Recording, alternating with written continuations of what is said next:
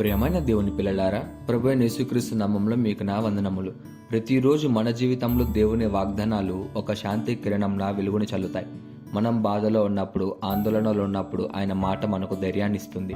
ఈరోజు కూడా ఆయన మనతో మాట్లాడుతూ ఆయన మాటను నమ్మి జీవించమని పిలుస్తున్నాడు. ఈరోజు దేవుని వాగ్దానము యెషయా గ్రంథము 38వ అధ్యాయం 15వ వచనం.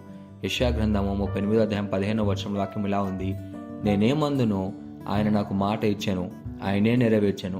నాకు కలిగిన వ్యాఖ్యములను బట్టి నా సంవత్సరంలన్నీ నేను మెల్లగా నడుచుకొందును అని. ఈ వాక్యం హిజ్కియా రాజు యొక్క జీవితంలో చోటు చేసుకున్న సంఘటనను సూచిస్తుంది. హిజ్కియా అనారోగ్యంతో మరణానికి దగ్గరగా ఉన్నాడు. దేవుని వచనం ద్వారా ఆయనకు 15 సంవత్సరాల ఆయుష్ పొడిగింపబడింది. ఈ అనుభవం తర్వాత హిజ్కియా ఎలా అని చెప్పాడు, నేనేమందును అని. అంటే దేవుడు చేసిన గొప్ప పని ముందు నేనేం చెప్పగలను? దేవుడు నాకు మాట ఇచ్చాడు, ఇచ్చిన మాటను ఆయనే పూర్తిగా నెరవేర్చాడు. ఆ వ్యాధులు, ఆ బాధ నన్ను వినమ్రతకు తీసుకొచ్చాయి. నా దినములన్నీ ఆయన ముందు నెమ్మదిగా వినయపూర్వకంగా నడవమని నేర్పించాయి అని. ఈ వాక్యం మనకి ఇలాంటి ఉపదేశం ఇస్తుంది: దేవుడు ఒక్కసారి మాట ఇచ్చాడంటే నిశ్చయంగా నెరవేరుస్తాడు అని. మనం అనుభవిస్తున్న ప్రతికూలతలు మనకు బలహీనులుగా కాకుండా వినయవంతులుగా చేస్తాయి అని.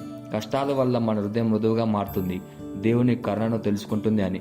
దీనికి ఒక గొప్ప ఉదాహరణ, ఒక కుటుంబం తీవ్ర ఆర్థిక కష్టాలు ఉండేది. వారు దేవుని వాగ్దానాలపై ఆశ్రయించి ప్రార్థించారు. సంవత్సరాల తర్వాత దేవుడు వారికి ఇచ్చిన వాగ్దానాలన్నింటినీ నెరవేర్చి సమృద్ధిని అందించారు. కష్టాల సమయంలో వారు నిగ్రహంగా, విశ్వాసంతో నెమ్మదిగా దేవుని ఎదుట నిలిచారు. ఆ అనుభవం వారికి జీవితం అంతా వినయాన్ని నేర్పించింది.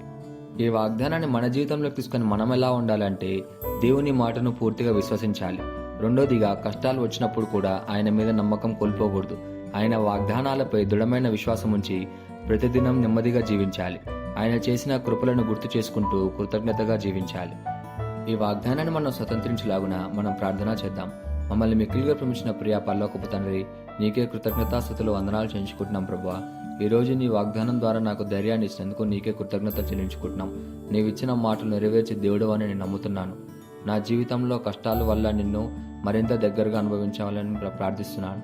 నాకు నెమ్మదిని, స్థిరత్వాన్ని, నమ్మకాన్ని, ధైర్యాన్ని కలిగించము. ప్రతిరోజు నీ కృపను గుర్తు చేసుకుంటూ నీ కోసమే జీవించడానికి సహాయపడమని ప్రార్థిస్తూ యేసుక్రీస్తు నామములో అడుగుచున్నాము తండ్రి, ఆమేన్.